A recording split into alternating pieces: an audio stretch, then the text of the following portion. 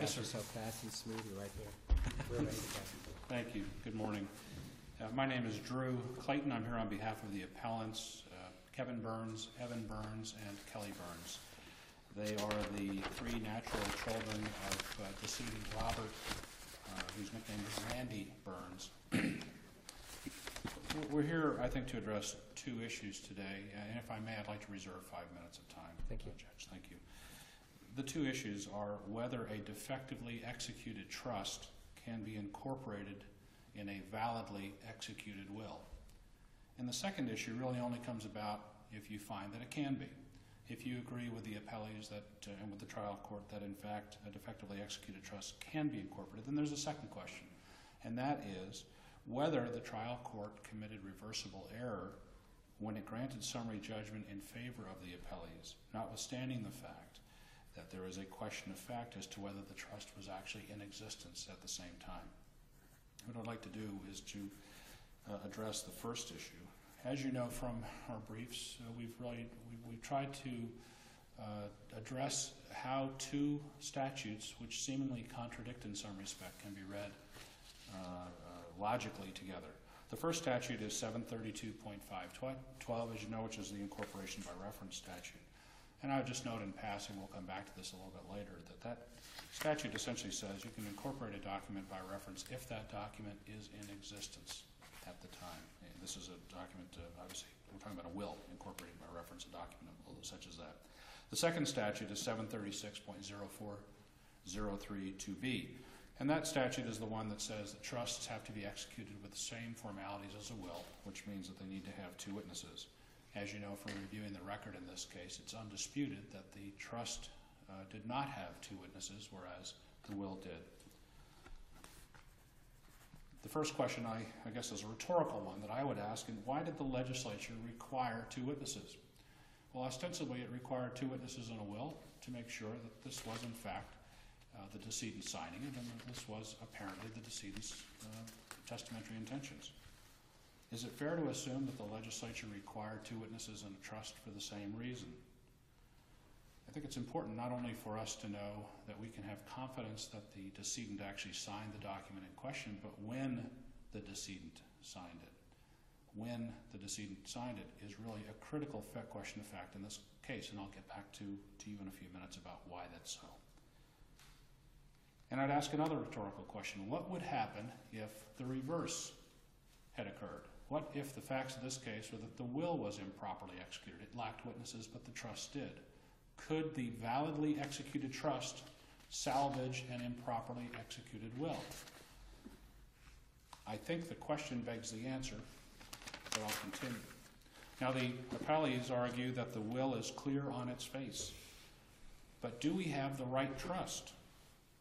I would ask you when you have an opportunity. Let me ask you this. Does it matter whether we have a trust that complies with the requirements of the trust statute if the incorporation statute provides a document? Well, a broad term, a document. Well, it doesn't state a document that has been executed, that has legitimacy standing alone. It simply says a document.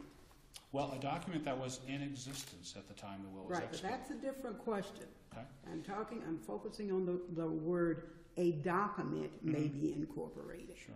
Well, let me turn my attention to, I'll jump ahead to a piece of the argument I wanted to make in any event, and that's the question of statutory construction. One of the cases we cited in our brief was Murray versus Mariner Health. And that's the case that sets out a couple of important tests for statutory construction. And one of those tests is that where you have a more specific statute, it takes preference over a more general one. So in response to your question, Judge, what we have with the incorporation by reference statute is a general statute. It says you can incorporate a document by reference, assuming that that document's in existence. But that is a general statute, as opposed to 736.0403, which says that you must have two witnesses. That's a very specific statute. So I think that if you look at that first rule of statutory construction, that second statute, the testamentary formalities statute, really should take precedence. It should trump the general incorporation by reference statute. But there's another principle that provides that you must interpret them, you must reconcile the two of them And a reasonable reconciliation is that if you're seeking to enforce the trust under the trust statute, then it has to meet those strict requirements. But that's not what we're trying to do. We're seeking to enforce the will, and there is no dispute that the will satisfies the requirements of the law. The will does indeed satisfy the requirements, but unfortunately in this case, because the trust was not properly executed, it would seem that the legislature's intent, and this kind of turns to a second of the rules that was mentioned in the Murray versus Mariner Health case on statutory construction, is that a statutory rule will not be construed in such a way as to render it meaningless or absurd. If we allow, in this instance, the general incorporation by reference statute to take priority, to trump, if you will, the formalities of execution that are required by the other statute, essentially that results in rendering that other statute meaningless and absurd. In other words, the legislature's intent in saying, hey, look, if you're going to create a trust, this is not an unusual situation, of course, to have a pour-over will and a trust like this. If you're going to create a trust, you've got to follow certain requirements. Now, I understand that it seems, you talked about a gap in the last case. This is a gap of sorts, I suppose, in this case, in a way, that it says, you could have other kinds of documents that could be incorporated, but why not a trust? And I understand the visceral appeal to that argument. But the legislature set out certain specific requirements for how trusts were to be executed. Interestingly, there's a case that is relied on. Does the legislature's policymaking, I guess in this respect, seem to have at least arguably a consistent theory? If you're going to have a testamentary disposition, the legislature of the state of Florida is going to require that you have two witnesses appropriately subscribing. And if you take the operation of the statutes, if you are, and the legislature knows people like to come down to Florida, there are certain tax advantages that you come, avoidance from creditors and such as that. Sure. If you are going to go out of state after you come here and sign a trust, you better comply with it. But if you come into Florida, we're not going to necessarily make you go do a whole new trust document because your testamentary positions don't have the right subscribing witnesses. Sure. But if you properly incorporate it by reference, and the wills have the correct subscription and attestation, that will meet our requirement to ensure this is really, as you pointed out earlier, your dispositive intent. Mm-hmm. So, I'm trying to think of, we have to defer the policy, but you could arguably construct it. What they're trying to make sure is if you're coming in, we're not going to make it go to another lawyer, but you're going to comply. And if you're here already at domicile and you go out of state, well, they better know what they're doing because we're not going to give you the benefit in terms of people coming and going and traveling. So arguably, there is a consistency within the legislature scheme if that approach is correct, and I'm not suggesting it is because I've not been in the legislature ever, nor do I desire to be at this stage of my lifetime. I understand. And Judge, I think it's important to recognize that in this case, this trust was specifically stated to be a Florida trust. Right. That the testator was stated to be a Florida resident. So ostensibly, they're subjecting themselves to the specific requirements of Florida law. There's something that I wanted to... Yeah, but doesn't the other statute say a writing? A writing, correct. A writing. And this would be a writing, wouldn't it not? It is most definitely a writing. But again, we come back to that rule of... Whether or not for the testamentary point of the dispositional aspect of the trust, you have to meet the subscription requirements of two witnesses, et cetera. Correct. A couple of things that I wanted to point out as well. One of the cases that's relied on by the appellees is the estate of McGahee case, and that's where the court addresses the incorporation by reference statute. Factually, in the McGahee case, it's important to realize that what we had in that situation was documents that were physically attached to the will. They were located, all attached. There were notations of reconfirmation in that case by the decedent. And there was testimony of a disinterested witness. And, most significantly, that case was decided after a trial. We're here on a summary judgment motion. And there's something that I'd like to ask you to take a look at in the record, if you would, please. On pages 47 and 101 of the record, those are execution pages in the record. Now, page 47 of the record is the execution page for the will, and page 101, maybe 100 as well, but there are two execution pages for the trust. Something I'm going to just throw out to you that raises questions in our mind. You will note, when you take a look at those documents, that there are blank spaces on the blank day of blank, and in each instance you'll see where there's 2010 is a year that's typed in, another one says 2011, and they're crossed out in those documents, and then 2012 is typed in. Why does it matter? Because the issue of whether the trust that we're talking about here was in existence is really central, I think, to a factual question that exists in this case. We know that that my opposing counsel, Mr. Goldman, has raised in his brief, well, gee, both sides moved for summary judgment, so why can't we just deal with it on that basis alone? Well, and I understand the argument. The difference is, we, of course, took the position in the trial court that we were entitled to summary judgment and the other side wasn't, not only because of the statutory question we raised, but because of a factual question that's out there. And the factual question is, was that trust in existence? And by raising that question in our cross motion for summary judgment, the response we got included an affidavit from Natalie Sherman. Natalie Sherman is the law partner of Stephen Goldberg, who is the trustee of this trust. Natalie Sherman apparently prepared the estate planning documents at issue. Now, her affidavit was late filed, but candidly, setting that issue aside, which is somewhat ancillary, the more important issue is that her document says only that she prepared the estate planning documents in question, that she delivered them to the decedent, doesn't say when she delivered them, and it also doesn't attach the documents themselves. It's like being in a trial and having a witness testify about a document, and you have no earthly idea whether, in fact, we're talking about the same document. Somehow, the trial judge came to the conclusion we all knew what she was talking about. Well, with all due respect to Judge Dunnigan, I'm unwilling to make that stretch. I don't want to assume that I know which document that Natalie Sherman was talking about. It wasn't attached. The court rules require that when you talk about a document in an affidavit, it should be attached. And that brings me back to the McGahee case. That's one of the cases relied on by appellees. In McGahee, that was a trial. You had an opportunity to question witnesses and to obviously take the necessary discovery. So if you conclude at the end of the day that the argument we've raised on a statutory basis doesn't fly, and we realize that this is a case of first impression, then I would suggest at the very least it was improper to grant summary judgment on the basis that this factual question is sitting out there.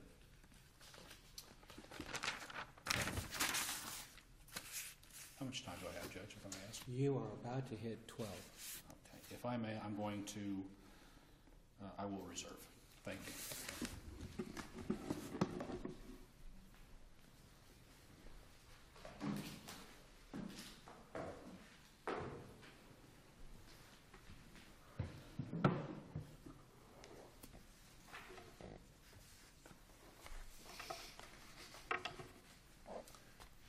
Good morning, and may it please the court, Bob Goldman on behalf of Mr. Goldberg and Mr. Towsey, the fiduciaries in this matter. Before I go any further, I want to correct a typographical error. Apparently, mentally, I cannot put a 0 in front of 403, but 736-0403 is what I'm talking about when I say 403. Fortunately, there's not one 403 to confuse you. That's exactly what the computer told me. I couldn't find 403. So I went to the index and I did find 0403. So good. I need your computer. It was just Westlaw said, like, no statute, you don't know what you're doing. And I went, obviously I don't. So I went back to the index and said, oh, there we go. There you go. And again, I apologize for that. I do recognize and am sensitive to the fact that we're here on summary judgment. So what I did is I went back through the initial brief and the reply brief and hunted down what was alleged to be a genuine issue of material fact, and then of course took that back through the record to see what we were dealing with here, because I knew that this court understandably is cautious with summary judgments. What I found on page 2 of the reply brief is an argument that paragraph 27 of the complaint, that's your record pages 1 through 10, at paragraph 27 they use the word belief instead of knowledge when they allege that the will and trust were executed simultaneously. Well, we who have been lawyers never plead anything, hopefully, that we don't believe. That we know what happened, we never know. But our pleadings are admissions, and that's why we amend sometimes once we do discovery and think things are different. There's never been an amendment here, nor is there a claim. And Judge Crenshaw, I think this is important for summary judgment. There's no claim in the complaint that there's any problem, that there's anything other than a simultaneous execution of these documents. So that's never been an issue below. other than raised to try and survive summary judgment.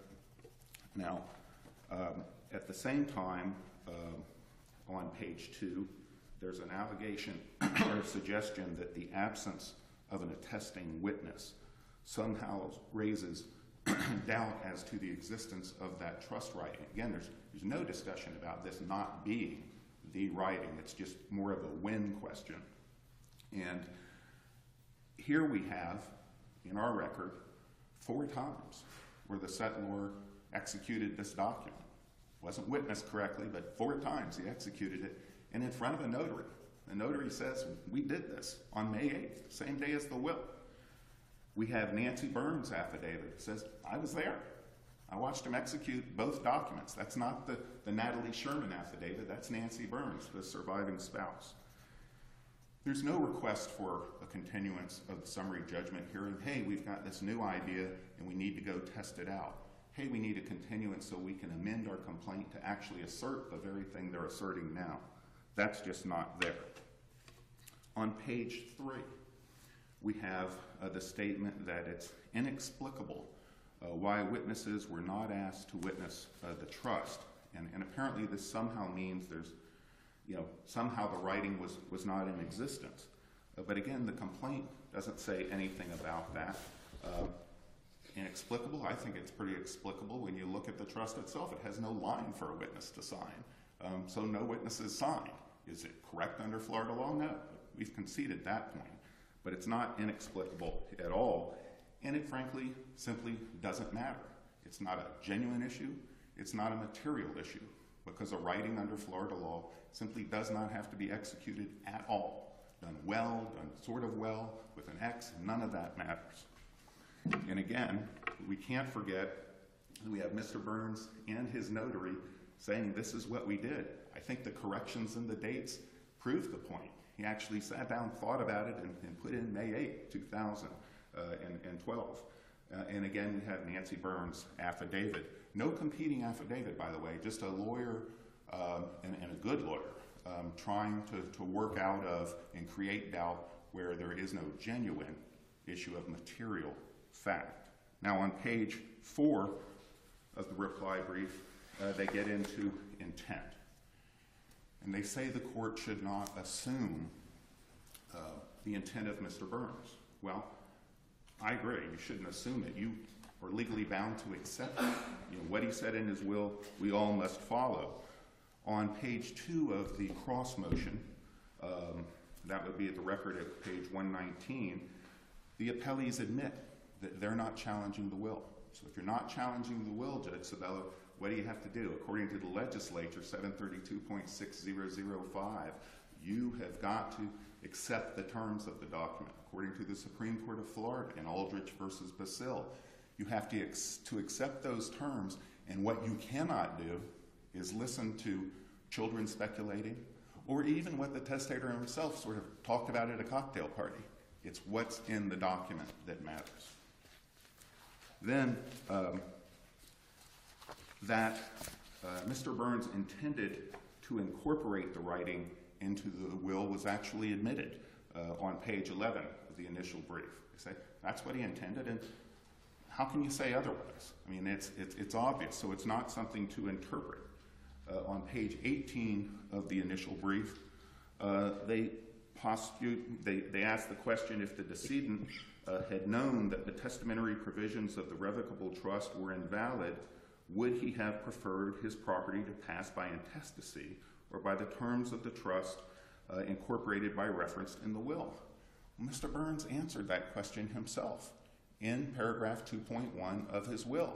He says, hey, if this is somehow ineffectual, and there's a whole bunch of it that would be ineffectual, then I want to incorporate it in my document. So those are the so-called fact issues that aren't genuine and aren't material and do not in any way preclude summary judgment. Let me address quickly, because I know this can be confusing. Judge, am I okay on time? Oh, you're doing quite well. You're about to hit 7. Okay. So on this supposed conflict issue between 736.0403 and 732.5.512, what we have to remember is we have a probate code and we have a trust code. A time came when everybody, the fad was avoiding probate. How do you avoid probate? You create a trust. A revocable trust you can change just like you can change a will. And it's going to have testamentary provisions. Well, along comes a case called Zuckerman versus Alter in the Supreme Court of Florida. I was on the losing side. I got 3 justices, but not a 4th one. And the Florida bar was outraged over the idea that you could actually have testamentary provisions in a revocable trust and not have it executed with the formalities of a will. So that got changed. And then under the new trust code, it was adopted in 736-0403. Why? Because it's used all the time. Judge Casanova, not just out-of-state folks, everybody uses this. A lot of people don't even have a will. They just have this revocable trust. They apply everything into it, even their homestead, which gets dicey, but they do it. So we have a provision that says you can do that, but if you're going to do it, that freestanding revocable trust that's a will substitute at that point must have these execution provisions. That's where it belongs in Chapter 736, which governs trusts. Over here in the will category, we have 732 and 733. In 732.502, we have the execution requirements for a will. What the legislature is saying is, look, we don't care which one you do. Our policy is this. If we're dealing with testamentary provisions, thou must have them executed in accordance with a will. 732.512 in no way defeats that concept or that policy. Because if you have a writing that's not been executed by anyone, it's still being incorporated in a document that has been signed with those formalities. So the idea of a conflict, it's just not there. They just run parallel and they pursue the same policy and achieve the same goal, whether you believe in it or not, that those formalities are important. And that's what the legislature has said. So there's simply no conflict there. What Mr. Burns did is good estate planning in this sense. When you have this situation where you have a will and a trust, and your trust is ultimately going to provide for the residuary beneficiaries, your intended beneficiaries, things can happen. Bad things can go on in the execution room. In this case, bad things with the execution. All kinds of other things can happen in life. So what you do is you put in a provision that not only says, I want to leave it to my trust, but says, if that somehow isn't working, if that intent isn't being achieved, then I want to incorporate all those provisions in my will. That's what happened here. That's what saved his estate plan, and that's why an affirmance should come out of this court. Thank you for your time. Thank you. And I didn't mean to cut you off if there was a question. No, I think you anticipated Sorry. proper. Of course, I've been wrong before, so. Very briefly. The only so-called witness that we have an affidavit from in the summary judgment proceeding is Nancy Burns, who's obviously not a disinterested witness in this proceeding. We didn't request a continuance because we were not required to request a continuance under the factual setting that we were in, the procedural setting in this case. We obviously were relying on the legal argument as to statutory construction more than anything else, but there's no doubt, but there is a reasonable factual question as to whether or not this trust was in existence at the same time that the will was executed. I know that Mr. Coleman mentioned that this is a so-called freestanding trust, and I think we all recognize that this is a common estate planning technique. That said, the trust is not truly freestanding once it's incorporated by reference in the will. By bootstrapping the trust, it's no longer freestanding. It's true that the trust could operate separate and apart from the will if there was no will. If, by way of example, the decedent had transferred his assets into the trust prior to his death, then there would be no need for a will. But in this particular instance, the will incorporates it. And we make reference to the fact in our brief that the will on its face incorporates I believe it's referred to as the revocable trust of Robert L. Burns. But again, we don't know whether we're talking about the same document or not. So, in any event, I thank you for your time. And are there any other questions? Does not appear that way. Thank you very Thank much. you, counsel. Thank you both. Well argued. At this point, it appears we have got through our morning session with great alacrity. I don't know if you want to know on that guardianship case, the property